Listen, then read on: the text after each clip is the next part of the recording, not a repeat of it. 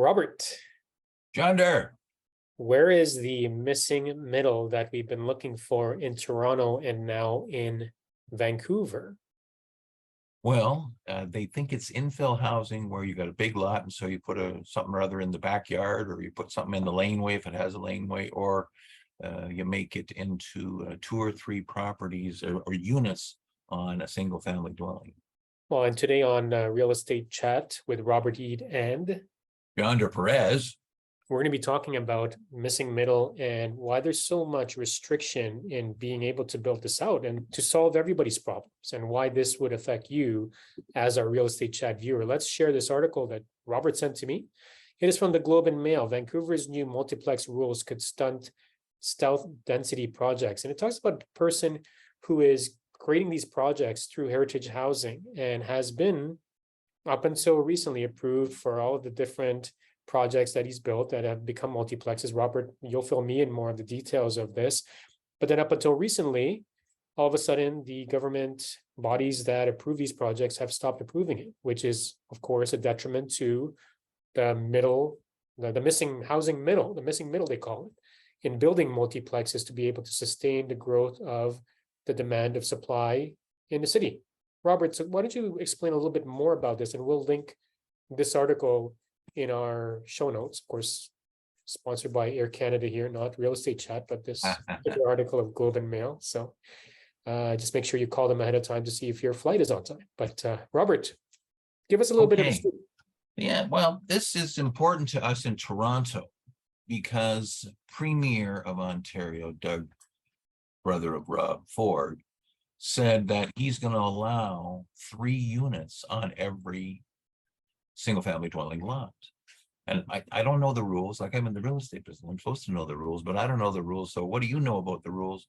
And the old not in my backyard individual is probably going to say, I don't want that next door to me. So there is something there, but it's not a universal application. It can't be on every street and every house in every way. However, same with these people that are talking about the missing middle. The missing middle is not a brush that can go on every single street. It's not applicable everywhere, and it does have to fit into what the neighbors think. But it is a segment that's not a mass development that appeals to lefties. And so they think that, plus new nodes on transit, where you build incredibly dense 15-minute cities along a transit, is the solution to the whole problem, which it's not either. Anyway, this guy in Vancouver just so happens to be an experienced developer of century homes. Now, every small town in Ontario has, a section. Sutton has a section. Bracebridge has a section. Toronto has a section where you have big old mansions.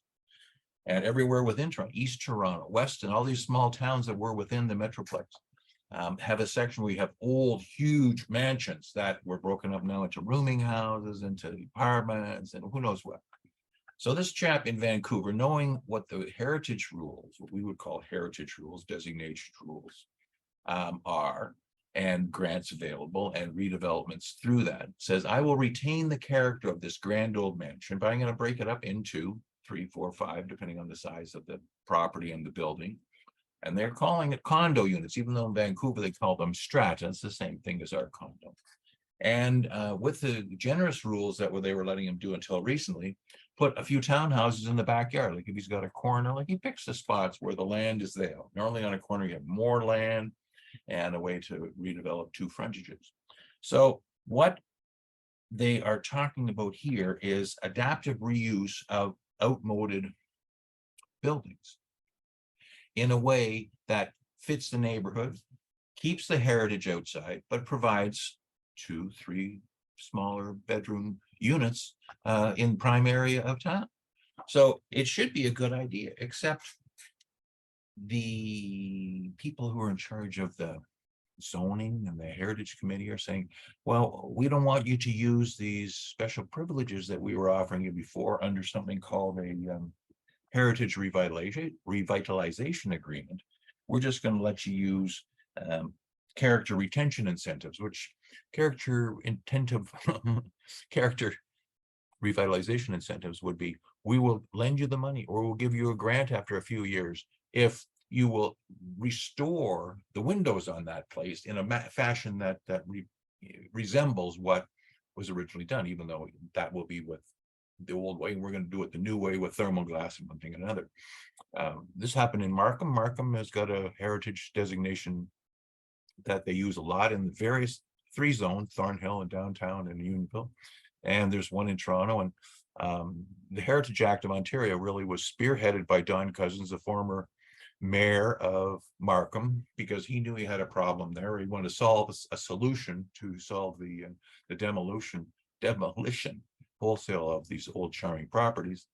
And every town in Ontario has a local architectural conservation advisory committee made up of citizens to bring these things to the zoning and comment on them, and what about the neighborhood, and represent the owner, and sometimes not represent the owner, because some people don't want to be designated. So this is a matter of changing the rules in the middle of the game, and a fellow who was doing very well is now finding that he can't do what he wanted to do in providing affordable housing. And then everybody else on council is talking about how they can improve the number of affordable housing, and the rules they're just about to propose are standing in the way.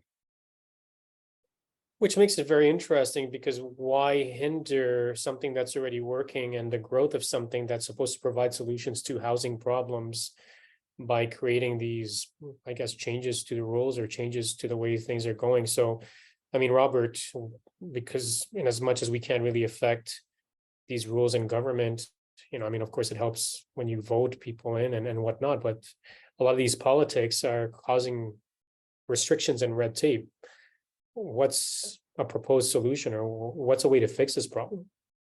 Well, every council has public meetings, and they put out bulletins saying, if you want to comment, welcome, come to the meeting at 7 o'clock, or the subcommittee, or and as a concerned citizen, any resident can just show up and talk. And that's what it's for. If the council doesn't think there's any even small, never mind widespread, never mind neighborhood opposition to a measure, then they will do it. Anything that gives them more power, they will approve. So this one in Vancouver is someone was using a provision to make a lot of units. Now they're saying, oh, maybe the neighbors don't seem to like that a lot of units. Let's restrict the lot of units into just a few. And again, the neighbors don't want to see too much change, and so they're allowing some change rather than a lot. Now, maybe the guy was pushing his luck before, we don't know. Vancouver's far, far away. But Toronto is going to have to deal with exactly these same problems. The downtown Weston, the downtown Gravenhurst, and downtown East Toronto. Same thing. What do you do with the old buildings that are obsolete but are charming?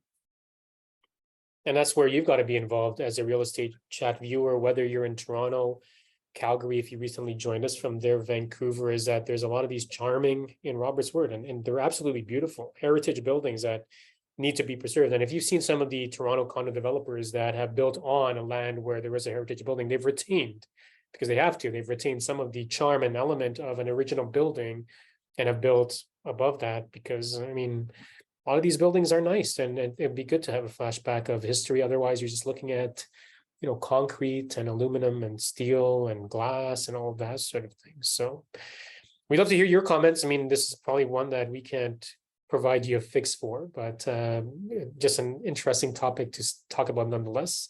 If you love heritage properties, if you're in Vancouver and you want to share something about the missing middle crisis that you're facing out there, or if you're in Toronto or anywhere in Canada, feel free to leave us a comment, like, subscribe, and put your comments into Real Estate Chat. We'll see you in the next episode. Take care and bye for now. Bye for now.